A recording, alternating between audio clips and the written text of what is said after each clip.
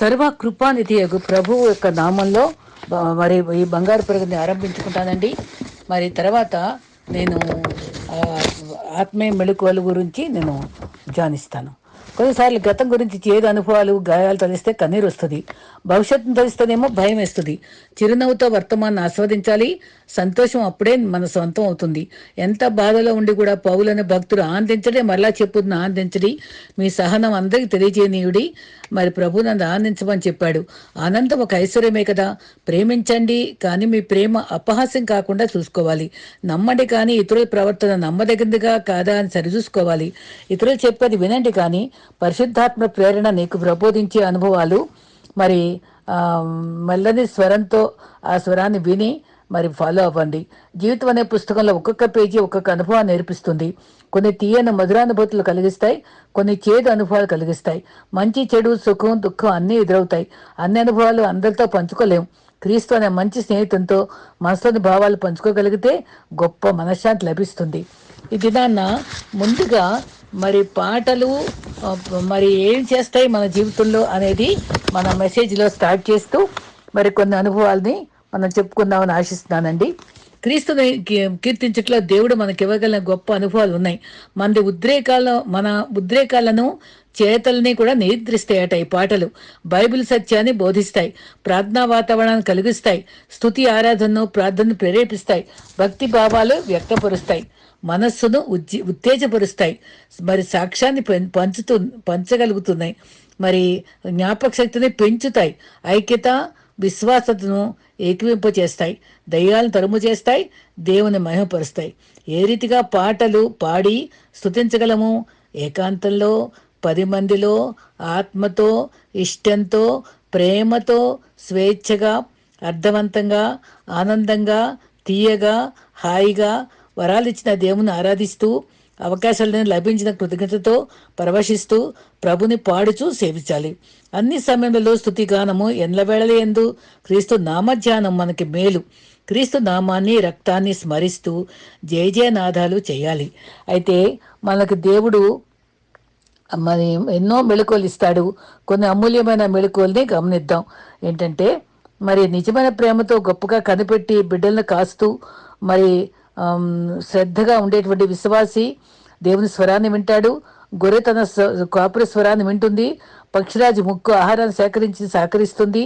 దురదృష్టితో ఆహారాన్ని పొందుపరుచుకుని అంత దూరాలకు పోతుంది. మరి యవనంబు పక్షిరాజు యవనంబే మరి అని అనుభవం ఉంది కదా. చివరి రోజు నేను పక్షిరాజు గురించి కూడా నేను మీకు చెప్పాలని కోరుకుంటున్నాను. మరి మరి దేవుని యొక్క అనుభవాల్లో మనకి చాలా చక్కటి ఆదరణ ఏమేమి ఇస్తాయో మరి 7 పాయింట్లు ఉన్నాయండి. అవి కూడా మనం చెప్పుకుందాం. ఇవన్నీ ఆత్మీయంగా మెళకువలు ఈరోజు చెప్పదలుచుకున్నాను. బలహీనతలో బలము, శ్రమలో ఆనందము, మరి దాసత్వంలో స్వతంత్రము, లేమిలో సర్వస్వము, వెరితనంలో జ్ఞానము, ఓటములో విజయము, మరణంలో నిత్యజీవము. ప్రతి విశ్వాసి 7 మాటల్ని 7 బాటలుగా గుండెలో నిలుపుకోవాలని ఆకాంక్ష. మళ్ళీ చెప్తాను. బలహీనతలో బలము, శ్రమలో ఆనందము, దాసత్వంలో స్వతంత్రము, లేములో సర్వస్వము, వెరితనంలో జ్ఞానము, ఓటములో విజయము, మరణంలో నిత్యజీవము. మరి మరి మరి ప్రభు నువ్వు ఎప్పుడు కూడా ప్రభువా నువ్వు కుమ్మరివి, మరి నేను మంటిని అని మనం ఎప్పుడు కూడా నీ చిత్త స్వరూపంలో రూపొందించు మనం అడుక్కోవడం మనకు చాలా అవసరం. అయితే నిరాశాపరిచిన పరిస్థితుల్లో అధైర్యపడకూడదు. మన సమస్యల్లో, కష్టాల్లో, దుఃఖాల్లో అంతవరకు అండగా, తోడుగా, నీడగా, శాంతి సమాధానాలు ఇచ్చే మంచి స్నేహితుడు క్రీస్తు మనకున్నాడు. నిండు హృదయంతో విశ్వసించాలి. పునరుద్ధాన శక్తిని ఆశ్రయించాలి. నిత్యత్వంలో చేరగలమని నిరీక్షించాలి. మరి క్రీస్తు మరణించాక 4 సార్లు సమాధానం కలుగాక అన్నాడు. ఏ అనుభవాల్లో సమాధానం అంటే ఆవేదనలో, ఆశాభంగంలో, మరి అవివేకంలో సమాధానం ఇచ్చే దేవుడు. అయితే మరి ఆవేదనలో సమాధానం. ఎంఐ గ్రామంలో 24 లూకా 17లో దుఃఖముఖులై ఉన్నప్పుడు వారు క్రీస్తు నడిచారు. వాళ్ళు ఆ క్రీస్తుతో భోజనం చేశారు. వారిని హెచ్చరించాడు, వారితో బస్తీశాడు. గతంలో ఉండే క్రీస్తు మాటల్లో ఆయన రాజ్యం వస్తుంది, రాజ్యాధికారం పరిష్కరిస్తారని ఆశ నిరాశ అయిపోయింది. క్రీస్తును గుర్తించలేని వారి ఆవేదనాపూరిత హృదయాలకు సమాధానం కలుగుగాక అన్నాడు. తర్వాత ప్రస్తుతం నీ పరిస్థితులను బట్టి నిస్పృహలో ఉన్నప్పుడు మరి మన జీవితాల్లో మరి మనం ఇచ్చేటువంటి గొప్ప దీవెన మరి బెంగతో, అపజయాలతో, కలతతో ఉంటే మనల్ని మనం ప్రభువైన యేసు మన ముఖం మీద బాష్పబిందులు తుడిచివేస్తాడు. మనని దుఃఖాన్ని తీసివేసి సన్నిహితం చేస్తాడు. గొప్ప సమాధానం నదివలే ప్రవహించే రీతిగా కనుకరిస్తాడు. ఆశ భంగంలో సమాధానం. మరి లోక 24-21 3 రోజులుగా కనిపెట్టారు ఇశ్రాయేలు విమోచకుడిని. క్రీస్తు వారి హృదయాలు తెరిచాడు. ప్రభు మన హృదయాన్ని తెరవాలి, ఆయనతో నడవాలి. వ్యక్తిగత జీవితంలో, దాంపత్య జీవితంలో, కుటుంబ జీవితంలో, ఉద్యోగాల్లో, చదువు భారాల్లో, ఆశలు నిరాశలు మరి ఆశయాలు నిరాశపూరితమైనప్పుడు ఆధారపడకూడదు. అనుకూలత కన్నా ప్రతికూలత ప్రయోజనకరం. ప్రతి ఆశభంగాన్ని విజయానికి సాధనంగా వాడుకోవాలి. అది అందించే అందమైన అనుభవాన్ని గొప్ప బహుమతిగా స్వీకరించాలి. ప్రతికూలంలో మెడుకులను స్వీకరించి ఎదగాలి. సంపూర్ణులుగా, పరిపూర్ణులుగా స్థిరపడడానికి సాధనాలు అవే. లోకాన్ని జయించిన విజయం మన విశ్వాసంగా నిలవాలి. అవివేకులారా 5:4 మందమతులారా అని గద్దించాడు యోహాన్లో. అయితే ఆ అనుభవాల్లో అన్నీ తెలిసినట్టు నటిస్తాం. తెలిసినా సరే విషయాన్ని ఒప్పుకోం. తగ్గింపు, విధేయత చూపిన మూర్ఖులుగానే ఉన్నాం. ద్రోషంతో మరి మనం వ్యర్థంగా ఉండకుండా పరిపూర్ణులుగా మరి మనం జీవించడానికి మనం ఇష్టపడాలి. అయితే మన అసహాయక అవివేకాన్ని తప్పక ఒప్పుకోవాలి. రొట్టి విరిచిన యేసును గుర్తుపెట్టారు కదా. ఆధ్యాత్మిక విషయాలు అర్థం కాని స్థితి నుంచి హృదయంలో మంట రగిలిన స్థితి అర్థమవుతుంది. పునరుద్ధరణ సిరులతో నిండిపోయిన హృదయంలో శాంతి ఉంటుంది. కొన్ని గడానక పరిస్థితుల్లో, సమస్యలు అవగాహన కాని పరిస్థితుల్లో, ప్రేమ అనుభవించే దుస్థితి గల పరిస్థితుల్లో బలహీనులు, మందమతులుగా నిలిచే స్థితి రావచ్చు. ప్రార్థన ద్వారా, ఆరాధన ద్వారా, వాక్య పఠనము, సహవాసం ద్వారా సమయాన్ని సద్వినియోగం చేసుకోగలిగితే వివేకంగా మారగలము. ఆయన రక్తధారల్లో దాగున్నటువంటి శక్తిని, మన అనుభవాల్ని పొందుకుంటాం. అయితే మన ప్రార్థనానుభవంలో మనకి ఏమేమి దొరుకుతాయో ఇంకోసారి చూద్దాం. అది ప్రార్థన సమయాన్ని కేటాయించుకోవాలి. మధురమైంది ప్రార్థనా సమయం గుర్తించాలి. మలినమైన లోకం నుంచి వేరు చేస్తుంది అని మనం నమ్మాలి. మరుపురా నిరాశలో ఉన్న వారికి అది చూపే ప్రేమ ప్రార్థన. మరి దేవుని చిత్తాన్ని బయలుపరచడమే కాక ఏమి కోరామో, ఏమి పొందామో స్పష్టంగా తెలుసుకోగలము. ప్రార్థన మన మాటల కంటే మన హృదయ ఘోషను దేవుడు ఎక్కువగా వింటాడు. నువ్వు ఏమి చేయలేవో దాన్ని చేయడానికి నమ్మకంతో, విశ్వాసంతో ప్రార్థించాలి. ఇతరులు మరి దూరంలో మరి అనుభవాల్లో, ప్రతి అనుభవంలో కూడా మనము మరి ఇతరుల దేవుని ప్రేమ వైపు మళ్లించడానికి వారి కొరకు విజ్ఞాపన చేయడం ప్రార్థన ఒక మంచి మార్గం. దేవునిలో మన నిరీక్షణ ప్రార్థన ద్వారా లేదంటే అవసరాలు తీర్చి ఏనాటికి ఆనాటి బలమిస్తుంది. నిన్నటి పిల్లలు రేపటి వారసులు. కష్టాలు, దుఃఖాలు, వస్త్రాన్ని చూచి ఆందోళన, నిరాశ, నిస్పృహలతో కుట్టుకున్న దారాన్ని తిప్పి చూడాలి. ప్రార్థనలో కనిపెట్టిన ఫలితమే ఆ దేవుడు గీసిన అపురూపన అందమైన చిత్రం. మరి మన హృదయం నిండా ఆయన ప్రార్థనానుభవంతో నింపాలి. నేను ఎప్పుడూ చెప్పేటువంటి వాక్యమే అయినా ఈరోజు ఎందుకో చెప్పాలనిపించింది పక్షిరాజు గురించి. ఇది నేను చాలా సందర్భాల్లో చెప్పటం, అది నేను నిరీక్షణ పొందేటువంటి గొప్ప అనుభవం. యెహోవా కొరకు ఎదురు చూచుట, మరి ఎగురుట, పరిగెత్తుట, నడుచుట. యెషయా 40:31. ఒక పల్లెటూరులో ఒక రైతు కోడి పిల్లను, బాతు పిల్లను కలిపి పెంచేవాడు. పొలంలో ఒక గుడ్డు దొరికింది, అన్నిటితో పాటు పతకనిచ్చాడు. ఆ పక్షిరాజు గుడ్డు కోడి పిల్లలతో పాటు గింజలు ఏరుకుని తినసాగింది. గుడ్డు పగిలి ఒక బర్డ్గా మారింది. అయితే ఆ ఆకారం వేరుగా ఉంది. అలవాట్లు మామూలుగానే ఉన్నాయి. కానీ ఒకరోజు ఒక ప్రముఖ శాస్త్రవేత్త పక్షుల ఉనికిని, వాటి అలవాట్లు పరిశోధిస్తూ ఆ పక్షిరాజు చిన్న పిల్లని చూశాడు. రైతుతో వాదించాడు. దీని స్థానం ఇక్కడ కాదు, రెక్కలు చాచి ఎగరాలి, దూరదృష్టితో పైవాటిని మనస్కరించాలి. ఆ పక్షిరాజును ఎత్తైన స్థానానికి తీసుకుని వెళ్ళిపోయాడు. ఎగరటానికి నేర్పాడు. కొంతకాలానికి నిరుత్సాహం కలిగిన పట్టు విడక రెక్కలు వాడుకునే పద్ధతి నేర్పించి ఎత్తైన స్థలంలో నేర్పించినప్పటికీ ఆ సహజ శక్తి గల పక్షిరాజు తన రెక్కలతో శక్తిని నమ్మింది. మనం కూడా ఈ లోకంలో సామాన్యులకు కనబడచ్చు కానండి, ప్రభు మనం నేర్పేటువంటి మన ఉన్నతమైన పిలుపుకు పిలువబడ్డామని గుర్తించుకొని మనలో తలాంతుల్ని మనను ప్రజ్వలింపచేస్తూ ఎత్తైన అనుభవాలకు ఎగరాలండి. నెమ్మదిగా పైకి ఎగరడం నేర్చుకుని మరి మరి ఎత్తైన గుడిసాలో గూడు నిర్మించుకున్న పక్షి, ఇది పక్షిరాజు, అది గొప్ప స్థానము. పక్షిరాజుతో విశ్వాస జీవితం పోల్చబడింది. 40 రకాల పక్షులు పాలస్తీనాలో ఉన్నాయటండి. దేవుడు వాక్యాన్ని నోటితో పోషిస్తున్నాడు. పక్షిరాజు కూడా పిల్లల్ని నోటితోనే పోషిస్తుంది. మనుషులు రొట్టె వలన మాత్రమే కాక దేవుని నోటి నుండి వచ్చే ప్రతి మాట వలన జీవిస్తాడు. మరి పక్షిరాజు తన పసికందులు నోటితోనే పోషిస్తుంది. ప్రభు కూడా నోటి వాక్కుతో పోషిస్తున్నాడు. దేవుని ప్రవక్తలు పక్షిరాజు ఆయా తరాల్లో దేవుని మాటలు, ప్రసంగాలు, ఆత్మీయ చైతన్యం కలిగించే రెక్కలు, 2 పాత నిబంధనల గగనంలో ఎగిరే పక్షికి ప్రతి విశ్వాసి కావాలి. అది వాక్యము, ప్రార్థన, అది రెక్కలు. పరిశుద్ధాత్మనే గాలి. అందరికీ దాని ఆధారంతో పైకి ఎగురుతుంది.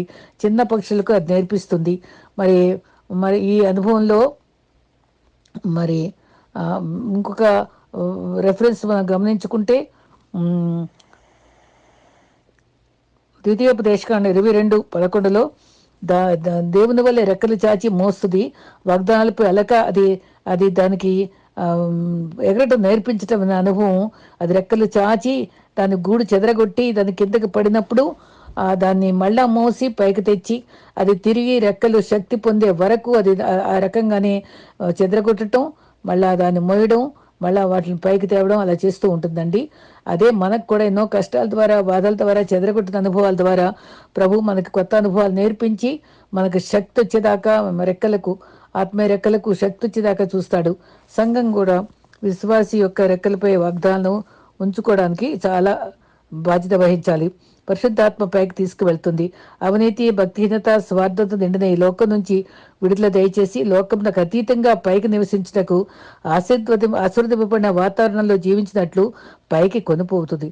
కానీ కోడి వలె పరలోక స్థితి ఎరుగలేని స్థితి వల్లే కింద పాత మురికితనంలో గింజలు ఏరుకునే రెక్కలు ఉన్నప్పటికీ వాడుకోలేని కోడి వలె మనం జీవించకూడదండి. అదే కోడికి రెక్కలుంటాయి, పక్షిరాజుకి ఉంటుంది. కానీ పక్షిరాజు పైకి ఎగురుతుంది, కోడి కిందకే చూస్తుంది. రెక్కలుంటే ఏం లాభం? మనం క్రైస్తవులు అనిపించుకుని ఏం లాభం? కిందకే చూస్తూ లోకాశలతో మనకి కెలుక్కుంటూ ఉండిపోతున్నామా? కోడి వలె గమనించుకుందాం. రెక్కల మీద మోయట మీరు చూసారా? ధర్మకాండము 19:4 ఆయన నేను నీ రెక్కల మీద మోస్తున్నానని చక్కటి మాట చెప్పాడు. మరి కోడి వలె మకిలిలో మండుకోకూడదు, మాలిన్యంతో ఉండకూడదు. మరి ఆయన రెక్కల్లో విశ్వాసం ఉంది, తప్పించుకునే యుక్తి ఉంది. మరి దావీదు 55:6 శ్రమలో తప్పించుకునే గువ్వగా ఉండటం, ఆహా నేను గువ్వనైతే తప్పించుకుని పోదునే అన్నాడు. కానీ తాత్కాలికంగా అన్నాడే కానీ తప్పించుకోలేదు కదా పాపం. అయితే మనం మనం don't be quitters but winners. Quitters అంటే తప్పించుకునే వాళ్ళగా ఉండద్దు, విన్నర్స్గా, విజేతలుగానే జీవించాలి. విస్తారమైన శ్రమలు ఆత్మీయ ఎదుగుదలకు సూపర్ మ్యాన్గా విశాల స్థలాలు నిలబెట్టగలదు. శ్రమల్లో దేవుడు పరీక్షించే సమయంలో దేవుని చేతిలో మరి ఆ సమయాన్ని సరిచూసుకునే పరికరాలు ఉన్నాయి. గ్రహించగలిగిన పరిస్థితిని పరిమితం చేశాడు. అసలైన పక్షట 6 అడుగుల పొడవు, దాని రెక్కలతో చాపిగా ఎగరటం అలవాటు. ఇహలోక సంబంధంకి అతీతంగా దూరంగా నివసించడం మరి పక్షిరాజు వలె విశ్వాసికి కూడా అవసరమే. కొన్నిసార్లు విశ్వాసి అంటూ ఎదగవలసి మరి ఎగరవలసిన నీవు కోడి వలె ఉంటున్నామా? మరి ఈ రకంగా తలాంతుల్ని నష్టపెడతామో గమనిద్దాం. ఉన్నత పిలుపుకై విశ్వాస వీరులుగా పందెంలో ఓపిక పరిగెత్తాలని, హానోకుతో నడిచినట్టుగా నడవాలని దేవుడు కోరుకుంటున్నాడు. పక్షిరాజు జీవితం చాలా విలువైన పద్ధతి కలిది. గుడ్లు పెట్టి పొదుక సమయంలో అది మరి చాలా ఆశ్చర్యంగా మరి గమనిస్తుంది. ఏంటంటే గుడ్లు పెట్టిన తర్వాత మాంసము, మంచి ఆహారము ఆడపక్షికి తెచ్చి పెడుతుందంటే, పోషిస్తుందట. మరి పొదగటానికి స్థలాన్ని ఎన్నుకొని ఎత్తైన స్థలంలో 6 అడుగుల గూడు నిర్మిస్తుంది. విభిన్న చెట్టు కొమ్మలు, ఆకులు, పీసు పదార్థాలు సేకరించి ఆ లోపల భాగాన్ని బలమైన ముళ్ళుగల కొమ్మల్లోనూ మెత్తని పదార్థాన్ని అమర్చి శుతి మెత్తని పాన్పులా తయారు చేసి దానిలో ఆ తల్లి పక్షి గుడ్లు పెట్టడానికి వీలుగా మరి ఒక్కొక్కసారి ఈకలు సరిలేకపోతే వారి మెడ మీద ఉండే ఈకల్ని పీకి దాన్ని సాఫ్ట్గా కుషన్ లాగా తయారు చేసి అది సిద్ధపరుస్తుందట. అయితే ఆ గుడ్లు పొదగ్గానే పిల్లలు తల్లి నులివెచ్చని కౌగిల్లో జీవితం అంతా హాయిగా ఉందో అని ఎగసపడేసరికి కాళ్ళకు సత్తువ వచ్చి మెత్తని ఈగలు చెదిరి ముళ్ళ భాగంలో ఇరుక్కుని గుచ్చిన ముళ్ళతో బాధలో మూలుగుతూ ఎన్ని కష్టాలు వచ్చాయో అంటూ అటు ఇటు ఒదిగి చూస్తూ నొచ్చుకుంటుంది. పిల్లల కాళ్ళకు సత్తువ వచ్చిందని తల్లి గ్రహించి ఆ పిల్లలకు ఎగిరే వయసు వచ్చిందని ఎగురుట నేర్పాలని ఆ మిషతో ఆ గూడు చెదరగొట్టి పక్షి పిల్లలను కిందకు పడే సమయంలో రెక్కలు చాచి అవి వేగంతో రెక్కల భారంతో ఆ, భారంపై పక్షి పిల్లలు పడేలాగా ఆ రెక్కల కదలికను బట్టి ఎగురుట నేర్పిస్తుంది. ఇక క్రమేపీ రెక్కల్లో సత్తువ వచ్చిన తర్వాత తల్లిని అనుకరిస్తూ గగనంలో ఎగురుట మరి ఆరంభిస్తుంది. సుదీర్ఘ ప్రయాణాలు కొనసాగిస్తుంది. తల్లి దేవుడిగా, పిల్లలు మనమైతే దేవుని వైపు చూస్తూ పైకి ఎగిరి సొమ్మసిల్లే వేళలో మోక్షానికి ఎదురు చూచే విశ్వాసిగా నిలవాలి. మారమనసు పొందే రోజుల్లో అంతా ఆనందమే. తర్వాత శ్రమల్లో పాఠాల్లో ఆత్మీయ బలాన్ని ఇస్తారు. పక్షిరాజు గమనము విశ్వాస యొక్క విశ్వాస యాత్రకు నిదర్శనము.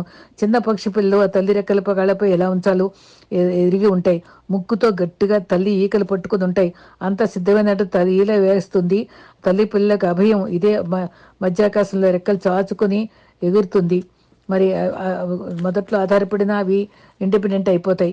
తర్వాత నిజమైన ప్రేమతో గొప్పగా కనిపెట్టి బిడ్డలను కాచే దేవుడు మనకున్నాడు. మరి శక్తితో మనల్ని ఆదుకునే దేవుడు, నేర్పించే దేవుడు.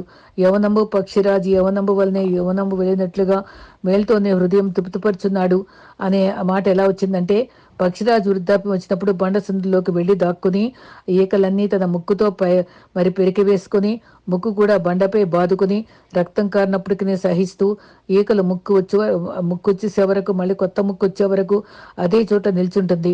అదే యవనము తిరిగి వచ్చినప్పుడు బలముతో శక్తితో నిలిచి ఉంటుంది. సంసోన్ ఏ విధంగా నా జుట్టు ఊపిన తర్వాత అది మళ్ళీ జుట్టు వచ్చిన తర్వాత శక్తిని పొందాడో ఇది కూడా శక్తిని పొందుతుంది. వెనుక ఉన్న అప్పుడు ఆ యవనము తనకు వచ్చి అది నూతన యవనంతో యవనము పక్షిరాజు యవనము అని తిరిగి వచ్చి నూతన శక్తితో మళ్ళీ పైకి ఎగరగలుగుతుంది. వృద్ధాప్యం ఛాయలు చూసుకోదు.